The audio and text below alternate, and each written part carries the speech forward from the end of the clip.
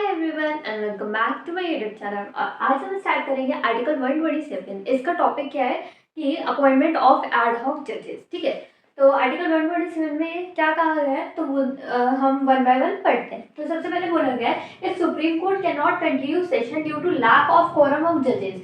अगर कोई भी देखो, सुप्रीम कोर्ट में सेशन होता है जैसे पार्लियामेंट में होते हैं। ठीक है, अगर सुप्रीम कोर्ट के कोई भी ऐसे सेशन में कंटिन्यू नहीं हो पा रहा है जिसकी रीजन क्या है, ये सेशन कंटिन्यू नहीं होने का रीजन क्या है कि लैक ऑफ जजेस है। ठीक है, कोरम ऑफ लैक ऑफ जजेस है, तो क्या होगा then the chief justice of India और हमारे चीफ जस्टिस ऑफ इंडिया क्या करेंगे with the consent of president.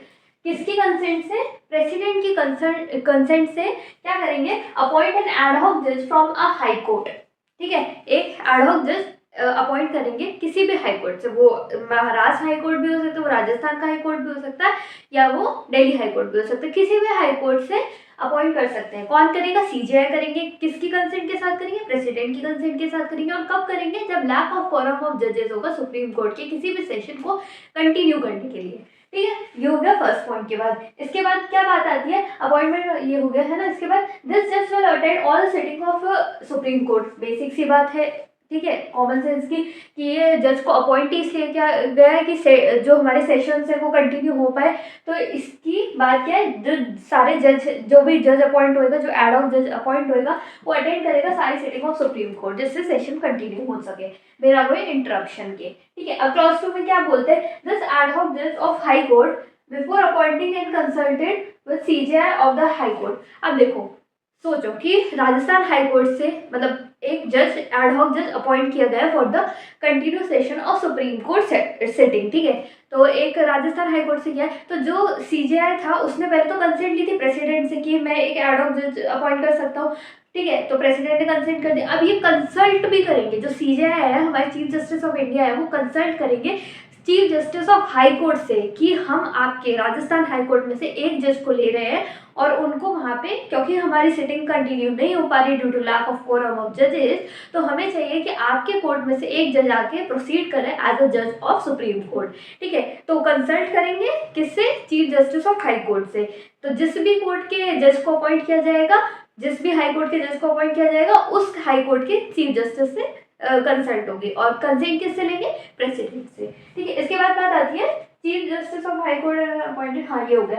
And the appointed जज should be fully qualified to be a judge of Supreme Court। उसके पास पूरी क्वालिफिकेशन होनी चाहिए टू बी द जज ऑफ सुप्रीम कोर्ट। हमने क्वालिफिकेशन पढ़ी थी जज ऑफ सुप्रीम कोर्ट की, 5 साल के लिए वो क्या होना चाहिए, हाई कोर्ट में जज होने चाहिए, या फिर 10 साल के लिए वो प्रैक्टिसिंग लॉयर होने चाहिए कंटिन्यूसली, और सिटीजन ऑफ इंडिया होने चाहिए, या फिर एक डिस्टिंग्विश्ड जूरिस्ट होने चाहिए प्रेसिडेंट की नजर में। ठीक है, तो इन तीन में से तो एक क्वालिफिकेशन क्वालिफाई करना चाहिए और सिटीजन ऑफ इंडिया होने चाहिए। अगर कोई ऐसा जज है राजस्थान हाई कोर्ट में या फिर किसी भी हाई कोर्ट में, किसी भी स्टेट की किसी भी हाई कोर्ट में कोई भी ऐसा जज है जो एक्ट कर सकता है एज अ जज of Supreme court, as an ad hoc जज अपॉइंट हो सकता है, तो वो अपॉइंट हो जाएगा, बट उसको क्वालिफाई करनी पड़ेगी सारी वो क्वालिफिकेशन जो एक सुप्रीम कोर्ट का जज क्वालिफाई करता है। ठीक है, इसके बाद बात आती है power, privilege and jurisdiction powers कितनी होंगी जो कि एक सुप्रीम कोर्ट के जज की होगी। ऑल्दो वो एक हाई कोर्ट का जज है, बट स्टिल उनके पास वो पूरी पावर्स होंगी जो एक सुप्रीम कोर्ट का जज, जो प्रिविलेज उसके पास है, या फिर जो भी एमिनिटीज या फिर सैलरी अलाउंसेस जो सब कुछ है, वो एक सुप्रीम कोर्ट के जज के अकॉर्डिंग चलेगा, ना कि हाई कोर्ट के जज के अकॉर्डिंग। ठीक है, दैट्स ऑल फॉर आर्टिकल 127। अब हम मूव करते हैं आर्टिकल 128 की साइड। Okay, now we are reading article 128 of Indian constitution. और इसमें क्या बताया गया है कि जो चीफ जस्टिस ऑफ इंडिया है, मतलब अपॉइंटमेंट है इसमें भी जज का, बट एज उनको जज नहीं कहा जाएगा।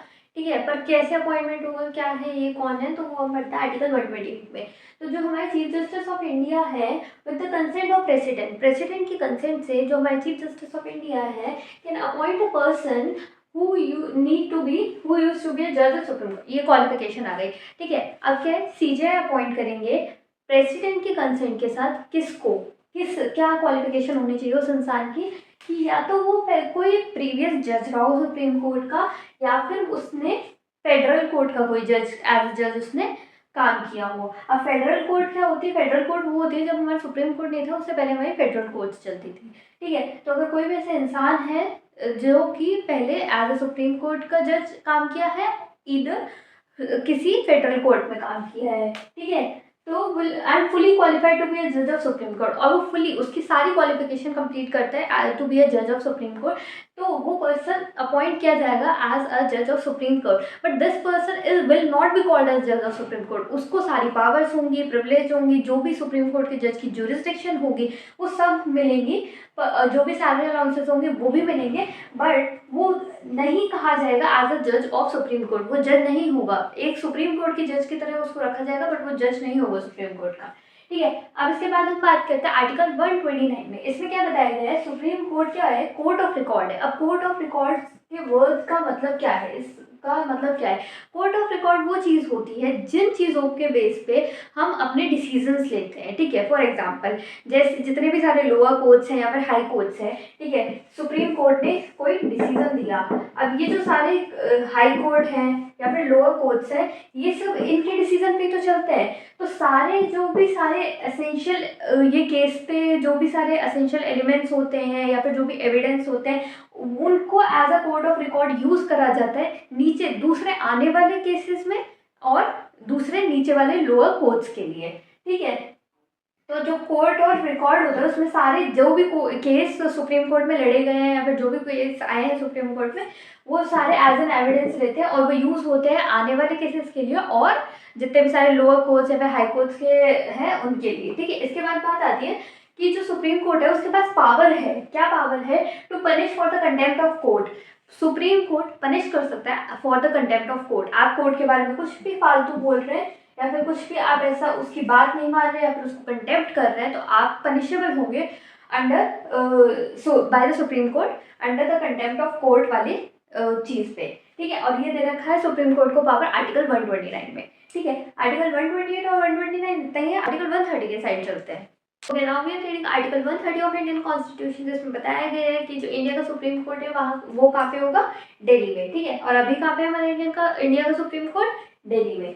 ठीक है, इसके बाद जो सीजेआई है with the approval of president can move supreme court. जो हमारे चीफ जस्टिस ऑफ इंडिया है, प्रेसिडेंट के अप्रूवल के साथ जो सुप्रीम कोर्ट है उसको मूव भी कर सकते हैं, प्लस में उसकी ब्रांचेस भी खोल सकते हैं, चाहे वो मुंबई में खोले, चेन्नई में खोले, जयपुर में खोले, फिर कहीं पे भी खोल सकते हैं। ठीक है, तो इसकी ये बात है आर्टिकल 130 में। अब 131 से हमारे क्या है, सुप्रीम कोर्ट के जुरिस्डिक्शन स्टार्ट हो रहे हैं। 131 में ओरिजिनल जुरिस्डिक्शन दे रखा है, 132 में अपीलेट जुरिस्डिक्शन दे रखा है, और भी बहुत सारे जुरिस्डिक्शन आगे आगे आएंगे। तो अभी हम उसको कंटिन्यू करते हैं अगले वीडियो में। तो that's all for this video, और मैं आपको मिलती हूँ अगले वीडियो में। तब तक आप ध्यान रखिए, पढ़िए अच्छे से, और टाटा।